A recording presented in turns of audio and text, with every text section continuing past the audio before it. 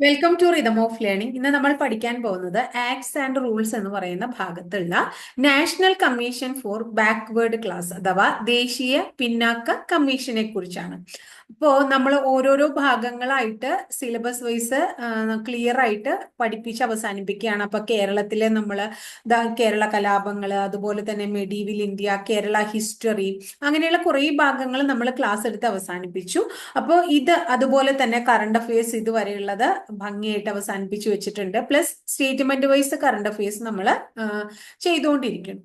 അപ്പൊ അതുപോലെ തന്നെ ആക്ട്സ് ആൻഡ് റൂൾസുമായി ബന്ധപ്പെട്ടിട്ട് വിവരാവകാശം, മനുഷ്യാവകാശം, ഉപഭോക്തൃ സംരക്ഷണം, കുട്ടികളുടെ നിയമം, അതൊക്കെ നമ്മൾ ഓൾറെഡി ക്ലാസ് ഇട്ടിട്ടുണ്ട്. അപ്പൊ ഇനി അടുത്തത് ഇന്ന് പഠിക്കാൻ പോകുന്നത് national commission for backward class, അതായത് ദേശീയ തലത്തില് ദേശീയ പിന്നാക്ക കമ്മീഷൻ എന്ന് പറയുന്ന ഒരു കമ്മീഷൻ നിലവിൽ വന്നു. അതെങ്ങനെ വന്നു, അത് വരാണ്ടായ സാഹചര്യം എന്തൊക്കെയാണ്, അങ്ങനെയുള്ള കുറച്ച് കാര്യങ്ങളാണ് പഠിക്കാൻ പോകുന്നത്. അപ്പൊ ക്ലാസ്സിലേക്ക് കിടക്കാം. നമ്മുടെ ഇന്ത്യൻ ഭരണഘടന പിന്നാക്ക വിഭാഗങ്ങളെ കുറിച്ച് കൃത്യമായി പറയുന്നത് ആർട്ടിക്കിൾ 14, അതായത് വകുപ്പ് 14 ഉപവകുപ്പ് 4 വകുപ്പ് പതിനാറിലെ ഉപവകുപ്പ് 4 വകുപ്പ് 16 കുറിച്ച് നമ്മൾ പറഞ്ഞിട്ടുണ്ട് അല്ലെങ്കിൽ പഠിച്ചിട്ടുണ്ട്. വകുപ്പ് 16 അവസര സമത്വത്തെ കുറിച്ച് പ്രതിപാദിക്കുന്ന വകുപ്പാണ്. ഇന്ത്യൻ ഭരണഘടനയുടെ വകുപ്പ് 16 അവസര സമത്വത്തെ കുറിച്ച് പ്രതിപാദിക്കുന്നു. ആ വകുപ്പ് 16 ഉപവകുപ്പ് 4 എന്താണ്, ഇന്ത്യൻ ഭരണഘടനയില് പിന്നാക്ക വിഭാഗങ്ങളെ കുറിച്ച് കൃത്യമായിട്ട് പരാമർശിക്കുന്നുണ്ട് എന്ന് മനസ്സിലാക്കുക. ഇനി സ്വാതന്ത്ര്യത്തിന് ശേഷം നമ്മുടെ ആദ്യത്തെ പ്രധാനമന്ത്രി ജവഹർലാൽ നെഹ്റു അധികാരമേറ്റതിന് ശേഷം 1950 അദ്ദേഹം എന്ത് ചെയ്യാണ്, ഒരു കമ്മീഷനെ നിയമിക്കുകയാണ്. എന്തിനു വേണ്ടിയിട്ട്? ഈ പിന്നാക്ക വിഭാഗത്തെ കുറിച്ച് കൃത്യമായിട്ട് പഠിക്കാനായിട്ട്. അപ്പൊ നമ്മുടെ ഇന്ത്യൻ പ്രധാനമന്ത്രിയായിരുന്ന ജവഹർലാൽ നെഹ്റു ആണ് 1950 ആദ്യമായിട്ട് ഒരു കമ്മീഷനെ നിയമിക്കുന്നത്. എന്തിന്? പിന്നാക്ക വിഭാഗങ്ങളെ കുറിച്ച് പഠിക്കാനായിട്ട്. ആ കമ്മീഷന്റെ പേര് കാക്ക കലേക്കർ കമ്മീഷൻ എന്നാണ്. എന്താണ്? കാക്ക കലേക്കർ കമ്മീഷൻ. അപ്പൊ 1950 ജവഹർലാൽ നെഹ്റു അപ്പോയിന്റ് ചെയ്ത കാക്ക കലേക്കർ കമ്മീഷൻ പിന്നാക്ക വിഭാഗത്തെ കുറിച്ച് കൃത്യമായി പഠനം നടത്തി 1955 റിപ്പോർട്ട് ഗവൺമെന്റിന് സമർപ്പിക്കും. ക്ലിയർ ആയില്ലോ? അപ്പൊ നമ്മൾ എന്തൊക്കെയാ പറഞ്ഞേ? ഇന്ത്യയില് പിന്നാക്ക വിഭാഗത്തെ കുറിച്ച് കൃത്യമായി പരാമർശിക്കുന്നത് ആർട്ടിക്കിൾ 16, അതിന്റെ തന്നെ ഉപവകുപ്പ് 4 ആർട്ടിക്കിൾ 16 കുറിച്ച് പറയുകയാണെങ്കിൽ അതിൽ അവസര സമത്വമാണ് പറയുന്നത്. സ്വാതന്ത്ര്യാനന്തരം നമ്മുടെ ജവഹർലാൽ നെഹ്റു 1950 പിന്നാക്ക വിഭാഗത്തെ കുറിച്ച് കൃത്യമായി പഠിച്ച റിപ്പോർട്ട് നൽകാനായി ഒരു കമ്മിറ്റിയെ അല്ലെങ്കിൽ കമ്മീഷനെ അപ്പോയിന്റ് ചെയ്യുന്നു. ആ കമ്മീഷന്റെ ഹെഡ് കാക്ക കലേക്കർ അല്ലെങ്കിൽ കാക്ക കലേക്കർ കമ്മീഷൻ എന്ന ആ കമ്മീഷനെ നമുക്ക് വിശേഷിപ്പിക്കാം. ആ കമ്മീഷൻ പിന്നാക്ക വിഭാഗത്തെ കുറിച്ച് കൃത്യമായി പഠനം നടത്തുകയും 1955 റിപ്പോർട്ട് ഗവൺമെന്റിന് സമർപ്പിക്കുകയും ചെയ്തു. അതിനുശേഷം 1979 മൊറാർജി ദേശായിയുടെ കാലത്ത് 1979 മൊറാർജി ദേശായിയുടെ കാലത്ത് അദ്ദേഹം പിന്നാക്ക വിഭാഗത്തെ കുറിച്ച് പഠിക്കാൻ ഒരു കമ്മീഷനെ നിയമിക്കുകയാണ്. വളരെ പ്രശസ്തമായിട്ടുള്ള കമ്മീഷനാണ്, എപ്പോഴും പരീക്ഷയ്ക്ക് ചോദിക്കുന്ന കമ്മീഷനാണ്. കമ്മീഷന്റെ പേര് മണ്ഡൽ കമ്മീഷൻ എന്നാണ്. എന്താണ്? മണ്ഡൽ കമ്മീഷൻ. ഇപ്പൊ മനസ്സിലായിണ്ടാവും നിങ്ങൾക്ക്, പലപ്പോഴും കണ്ടിട്ടുണ്ട് നമ്മൾ ഇങ്ങനെ ഒരു ചോദ്യം. അപ്പൊ ഈ മണ്ഡൽ കമ്മീഷനെ അപ്പോയിന്റ് ചെയ്തത് ആരാണ്? മൊറാർജി ദേശായി ആണ്. അദ്ദേഹം എന്നാണ് അപ്പോയിന്റ് ചെയ്തത്? 1979 അപ്പൊ മണ്ഡൽ കമ്മീഷനും റിപ്പോർട്ട് സമർപ്പിച്ചിട്ടുണ്ടാവുമല്ലോ, സമർപ്പിച്ചു. 1980 മണ്ഡൽ കമ്മീഷൻ റിപ്പോർട്ട് സമർപ്പിക്കുന്നത്. വളരെ വിവാദമായിട്ടുള്ള റിപ്പോർട്ടാണ്, അതുകൊണ്ട് തന്നെ വളരെയധികം പ്രശ്നങ്ങളൊക്കെ ഉണ്ടായി. ആ റിപ്പോർട്ട് സമർപ്പിച്ചു എന്ന് മാത്രമേ ഉള്ളൂ, അത് നടപ്പിലാക്കാനായിട്ട് മൊറാർജി ദേശായിക്ക് സാധിച്ചില്ല എന്നുള്ളതാണ്. അപ്പൊ 1979 മൊറാർജി ദേശായിയുടെ കാലത്ത് രണ്ടാമതൊരു കമ്മീഷൻ വരുന്നു, മണ്ഡൽ കമ്മീഷൻ എന്നാണ് പേര്. മണ്ഡൽ കമ്മീഷൻ റിപ്പോർട്ട് മൊറാർജി ദേശായിക്ക് 1980 കൊടുത്തു, പക്ഷേ വിവാദമായതിനെ തുടർന്ന് നടപ്പാക്കാൻ പറ്റിയില്ല. അതിനുശേഷം 1990 വി പി സിംഗിന്റെ കാലത്ത് 1990 VP സിംഗിന്റെ കാലത്ത് എന്തൊക്കെ പ്രശ്നങ്ങൾ ഉണ്ടായാലും വിവാദം ഉണ്ടായാലും വേണ്ടില്ല, മണ്ഡൽ കമ്മീഷൻ റിപ്പോർട്ട് നടപ്പിലാക്കാൻ പോവാന്ന് പറഞ്ഞ് ആ ഉത്തരവാദിത്തം VP സിംഗ് ഏറ്റെടുത്ത് മണ്ഡൽ കമ്മീഷൻ റിപ്പോർട്ട് ഗംഭീരായിട്ട് അദ്ദേഹം നടപ്പിൽ വരുത്തി. അപ്പൊ മണ്ഡൽ കമ്മീഷനെ നിയോഗിച്ചത് മൊറാർജി ദേശായി ആണെങ്കിൽ 79-ലാണെങ്കിൽ, റിപ്പോർട്ട് മൊറാർജി ദേശായിക്ക് 80-ലാണ് അദ്ദേഹം സമർപ്പിച്ചതെങ്കിൽ 1990 VP സിംഗ് അധികാരത്തിൽ വന്നതിന് ശേഷമാണ് മണ്ഡൽ കമ്മീഷൻ റിപ്പോർട്ട് നടപ്പിൽ വരുന്നത്. ക്ലിയർ ആയല്ലോ? മണ്ഡൽ കമ്മീഷൻ റിപ്പോർട്ട് നടപ്പിൽ വരുന്നത്. ഇനി വളരെ എന്താ പറയാ, വിവാദം ഉണ്ടാക്കിയ ഒരു കമ്മീഷൻ റിപ്പോർട്ടാണെന്ന് നമ്മൾ പഠിച്ചു. ഇതുമായിട്ട് റിലേറ്റഡ് ആയിട്ട് സുപ്രീം കോടതിയിൽ പ്രശസ്തമായിട്ടുള്ള ഒരു കേസും ഉണ്ട്. ഇതും പരീക്ഷയ്ക്ക് ചോദിച്ചിട്ടുണ്ട്. Indira Sawhney versus Union of India എന്നാണ് കേസിന്റെ പേര്. അതായത് നമ്മുടെ ഈ മണ്ഡൽ കമ്മീഷൻ റിപ്പോർട്ടുമായിട്ട് റിലേറ്റഡ് ആയിട്ട് സുപ്രീം കോടതിയിൽ ഉണ്ടായ പ്രശസ്തമായിട്ടുള്ള കേസാണ് Indira Sawhney versus Union of India case. ഈ കേസിന്റെ രണ്ട് കാര്യങ്ങൾ നമ്മൾ പഠിക്കണം. ഒന്ന്, ഈ കേസിന് ഒരു അപരനാമുണ്ട്, അത് മണ്ഡൽ കമ്മീഷൻ കേസ് എന്ന് തന്നെയാണ്. അങ്ങനെയും ഇതിനെ വിളിക്കും. അപ്പൊ മണ്ഡൽ കമ്മീഷൻ കേസ് എന്നറിയപ്പെടുന്നത് Indira Sawhney versus Union of India case. ഈ വിവാദമായ കേസ് സുപ്രീം കോടതിയിൽ നടക്കുമ്പോൾ സുപ്രീം കോടതി തന്നെ ഒരു പരാമർശം കൊണ്ടുവരാണ്. സുപ്രീം കോടതി ചോദിക്കുകയാണ്, പിന്നാക്ക വിഭാഗത്തിനായി എന്തുകൊണ്ട് ദേശീയ തലത്തിൽ ഒരു കമ്മീഷൻ രൂപവൽക്കരിച്ചുകൂടാ? മനസ്സിലായോ? അങ്ങനെ സുപ്രീം കോടതി നിർദ്ദേശിക്കുകയാണ്. എന്തുകൊണ്ട് ചെയ്തുകൂടാ? സുപ്രീം കോടതി ഒരു സജഷൻ വെച്ചു. അങ്ങനെ സുപ്രീം കോടതിയുടെ ആ സജഷൻ പ്രകാരമാണ് ഇന്ത്യയിൽ ദേശീയ പിന്നാക്ക കമ്മീഷൻ നിലവിൽ വരുന്നത് എന്ന് മനസ്സിലാക്കുക. അപ്പൊ കേസിന് പ്രാധാന്യമുണ്ട്. Indira Sawhney versus Union of India. Clear ആയില്ലേ? അതിന്റെ വേറൊരു പേരെന്താണ്? Mandal commission case.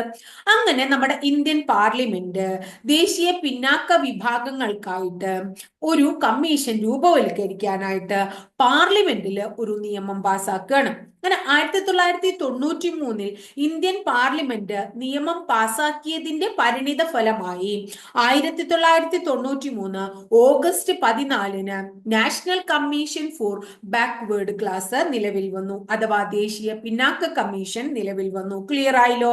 അപ്പൊ നമ്മൾ എടുത്തു പറഞ്ഞു, 1993 ഇന്ത്യൻ പാർലമെന്റ് ഒരു ആക്ട് പാസാക്കിയതിന്റെ പരിണിത ഫലമായിട്ട് national commission for backward class നിലവിൽ വന്നു. അതിനർത്ഥം പാർലമെന്റിൽ ആക്ട് പാസ്സാക്കിയിട്ടാണ് ഇത് നിലവിൽ വന്നതെന്നുള്ളതാണ്.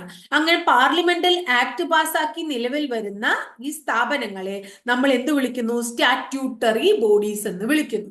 അപ്പൊ ദേശീയ പിന്നാക്ക കമ്മീഷൻ നിലവിൽ വരുമ്പോൾ സ്റ്റാറ്റ്യൂട്ടറി ബോഡി ആയിട്ട് ദേശീയ പിന്നാക്ക കമ്മീഷൻ 1993 ഓഗസ്റ്റ് 14 നിലവിൽ വന്നു. അങ്ങനെ നിലവിൽ വന്ന ദേശീയ പിന്നാക്ക കമ്മീഷന്റെ ആസ്ഥാനം, ഹെഡ്ക്വാർട്ടേഴ്സ് ന്യൂഡൽഹിയാണ്. ഈ ദേശീയ പിന്നാക്ക commission, national commission for backward class, social justice and എംപവർമെന്റിന്റെ കീഴിലാണ് പ്രവർത്തിക്കുന്നത്. സോഷ്യൽ ജസ്റ്റിസ് ആൻഡ് എംപവർമെന്റിന്റെ കീഴിലാണ് ഈ national commission for backward class എന്താണ് പ്രവർത്തിക്കുന്നത് എന്ന് മനസ്സിലാക്കുക. ഹെഡ്ക്വാർട്ടേഴ്സ് എവിടെയാ പറഞ്ഞു? ന്യൂഡൽഹിയിലാണ്. ഇനി ഇതിൽ എത്ര അംഗങ്ങളുണ്ട്? National commission for backward class അഥവാ ദേശീയ പിന്നാക്ക കമ്മീഷനിൽ 5 അംഗങ്ങളുണ്ട്. അംഗങ്ങളുടെ എണ്ണം 5. ഒരു അധ്യക്ഷൻ അഥവാ ചെയർമാൻ എന്ന് പറയും നമ്മള്, അതുപോലെ ഒരു ഉപാധ്യക്ഷൻ, കൂടാതെ 3 അംഗങ്ങളുണ്ട്. അധ്യക്ഷൻ, ഉപാധ്യക്ഷൻ, 3 അംഗങ്ങൾ. അപ്പൊ മൊത്തം കമ്മീഷനിലെ അംഗങ്ങളുടെ എണ്ണം 5 ആണ് എന്ന് മനസ്സിലാക്കാം. ഈ കമ്മീഷനിൽ 5 അംഗങ്ങളുണ്ട്. ഇവരുടെ കാലയളവ് 3 വർഷമാണ്. ഇവരുടെ കാലാവധി 3 വർഷമാണ്.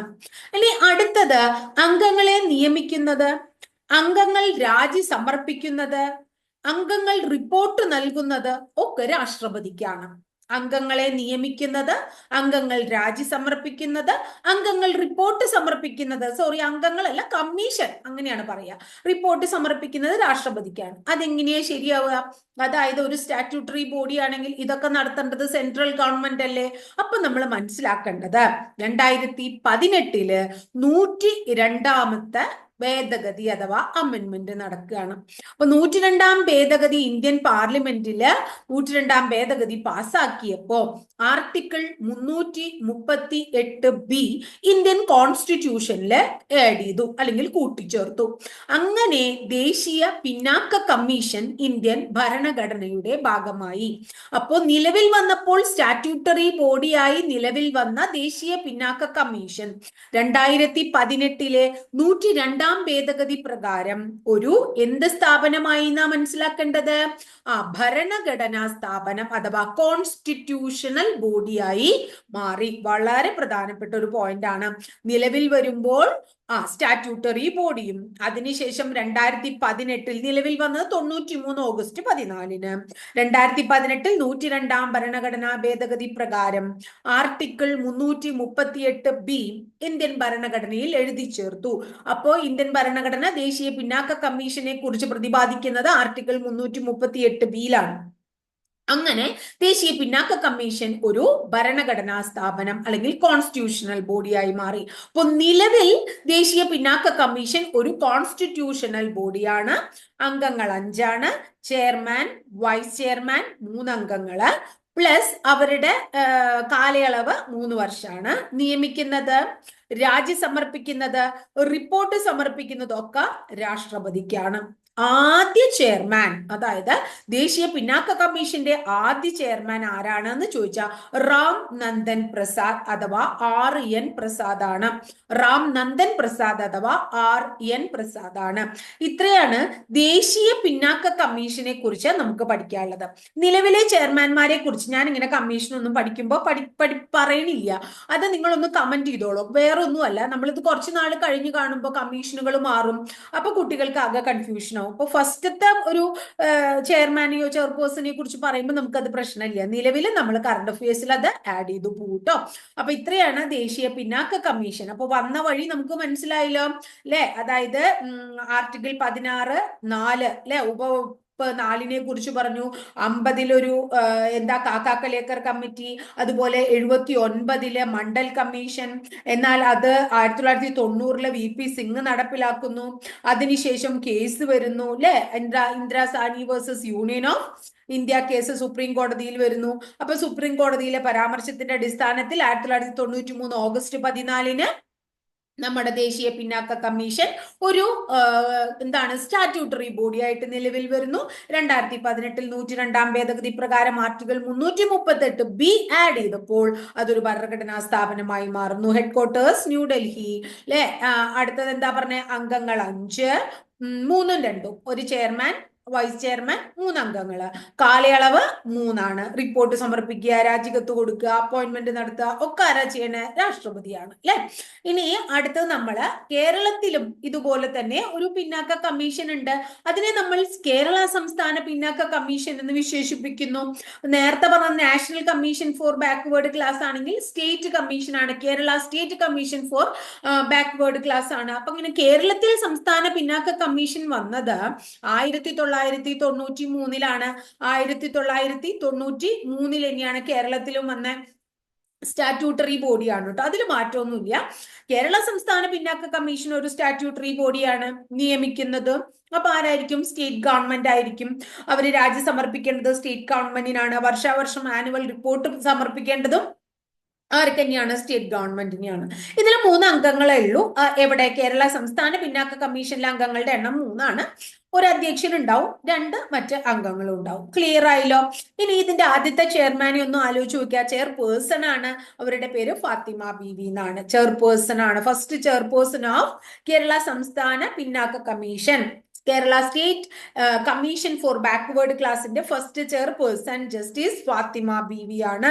ക്ലിയർ ആയല്ലോ? ഇത്രയാണ് ദേശീയ തലത്തിലുള്ള പിന്നാക്ക കമ്മീഷനും കേരള സംസ്ഥാനത്തിലുള്ള പിന്നാക്ക കമ്മീഷനും നിലവിൽ വന്നത്. അപ്പൊ നമ്മൾ പറഞ്ഞു ഏത് കേസിന്റെ അടിസ്ഥാനത്തില്?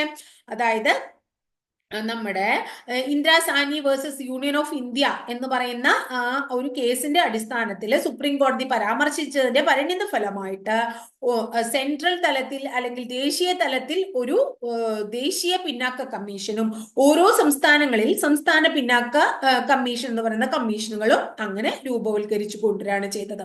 ഇതാണ് ഇന്നത്തെ ക്ലാസ്സിൽ നമുക്ക് പഠിക്കാനുണ്ടായിരുന്നത്. ക്ലിയർ ആയി എന്ന് വിചാരിക്കുന്നു. ക്ലാസ് കൃത്യമായിട്ട് മനസ്സിലാവുന്നുണ്ട് എന്ന് വിചാരിക്കുന്നു. എന്തെങ്കിലും സംശയങ്ങളും കാര്യങ്ങളൊക്കെ ഉണ്ടെങ്കിൽ തീർച്ചയായിട്ടും നിങ്ങൾ കമന്റ് ബോക്സിൽ രേഖപ്പെടുത്തുക കേട്ടോ.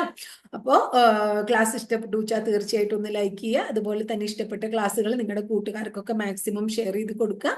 ആദ്യമായിട്ട് ചാനൽ കാണുന്ന കുട്ടികളാണെങ്കിൽ ചാനൽ ഒന്ന് സബ്സ്ക്രൈബ് ചെയ്തോളൂ കേട്ടോ. അതുപോലെ തന്നെ ആ ബെൽ ബട്ടൺ കൂടി ഒന്ന് ക്ലിക്ക് ചെയ്യുമ്പോൾ ഞാൻ ഓരോ ദിവസം അപ്ലോഡ് ചെയ്യുന്ന വീഡിയോസ് കൃത്യമായിട്ട് നിങ്ങൾക്ക് നോട്ടിഫിക്കേഷൻ രൂപത്തിൽ ലഭിക്കുകയും ചെയ്യും. അപ്പൊ അടുത്ത ദിവസം വളരെ നല്ലൊരു ടോപ്പിക്കുമായിട്ട് നമുക്ക് വീണ്ടും കാണാം കേട്ടോ.